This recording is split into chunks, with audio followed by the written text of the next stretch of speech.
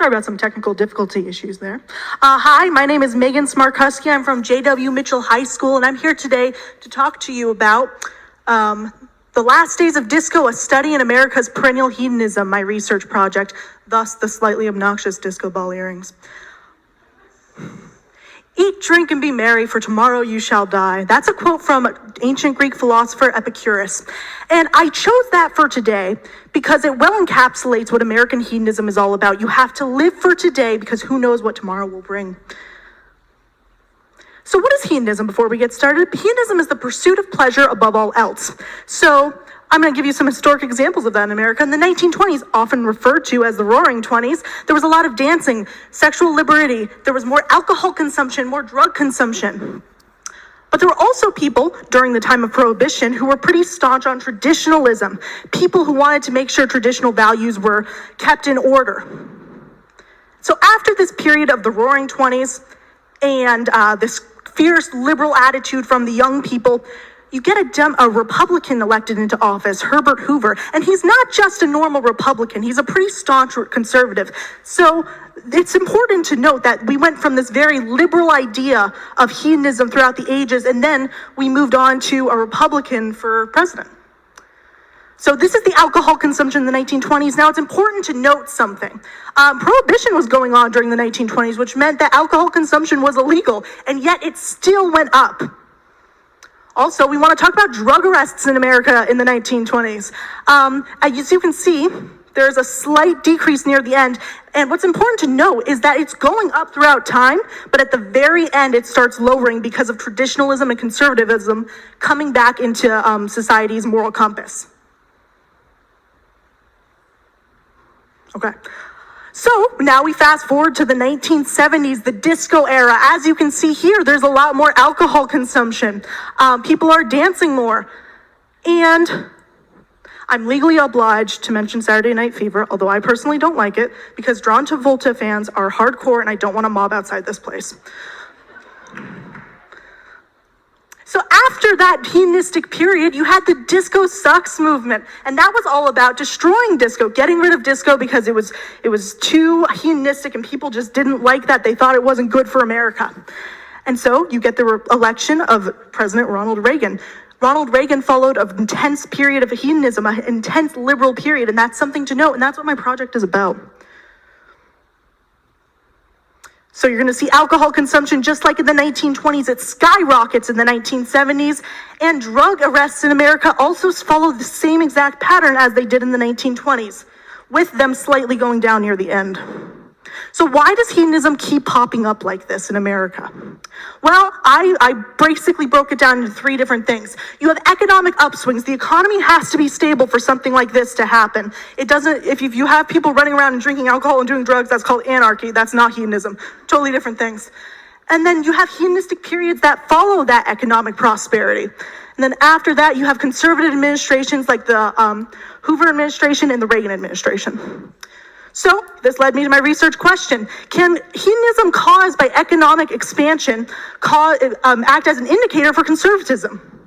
So the reason that I asked this question is because the field of hedonism, both sociologically, psychologically, economically, and politically, had never looked at hedonism as an indicator for something like this. So that's what I aimed to address in my work. So at first I had to look through what the field had before me. And I saw a lot about the sociological effects of hedonism in America, why it caught on so fast. I also saw like individuality, traditionalism, how that impacts hedonism. I read about Reagan's economics, of course, and then also the philosophical detriment of hedonism and how it can destroy a society. My main paper, however, was Discophobia, kind of a funny name, by Dr. Gillian Frank. And he talked about how hedonism came to be and how it crashed and burned. So for my methodology to research this, what I did was I actually went out into the field. This is called narrative inquiry. That's a very fancy and pretentious way of saying I interviewed people. I interviewed about 6 different intellects on the topic to see what their thoughts were and to finally answer my question. So my questions had 3 main umbrellas they fell under. How do you define a hedonistic era? What are the economic causes of this hedonistic era? And what happens with the conservatism afterward? So these are the people I interviewed. This is Dr. Jordi Quadbach. He's from Barcelona. He wrote about psychological hedonism and why it was so popular in the American psyche. Then we have Dr. Gillian Frank, like I mentioned before. He's from Princeton. And he talked about basically how hedonism crashed and burned and the political effects of it. We have Dr. Daniel Hausman from Cambridge University. He is a philosopher. He talked about the philosophy of economics and hedonism and how they coincided. Then finally, we have Livia Gershon. She is a journalist from the HuffPost JSTOR Daily, and she wrote a few articles about consumerism culture in the 1920s and how hedonism linked with it. Also, we have from our local Pasco Hernando State, we have Gloria Prey. She's a macroeconomics professor. And then we also had Dr. Gary Welton from Grove City College, and he talked to me about how hedonism would impact America in the future. So here's my results. I analyzed all of these responses to find themes in what the people were saying. So we're going to break that down into 3 sections, just like my questions were. We have economic causes. The first one being economic stability. You can't have hedonism if everything's not handy-dandy in the first place. And then you have to have positive consumer sentiment. That basically just means people have to have the propensity to spend rather than to save. Okay. And then you have conservatism afterward. That is a result of political instability. If people feel their country is taken over by hooligans who like disco, they're going to want to vote more traditional, more conservative in the future. And traditionalism is another theme I noticed. Hedonism wasn't happening and ending if traditionalism wasn't challenged in the first place. And then defining hedonistic eras, we have escapism and post-war optimism. Escapism is basically just the concept that you don't like your life the way it is and you want to get away. People do that today through movies and shows. They did back then with nightclubs. And post-war optimism is sort of what I talked about with Epicurus' quote, is you have to live for today because who knows what will happen tomorrow. The 1920s were preceded by World War I, bummer. And then the 1970s were preceded by the Vietnam War. So people were very cautious of their lives and they began to understand the fragility of life from real life experience. So this is one of the quotes from Livia Gershon. She was one of the people I interviewed. And when people feel that things are out of control, they want law and order, they want traditionalism. That's why candidates who are conservative get elected.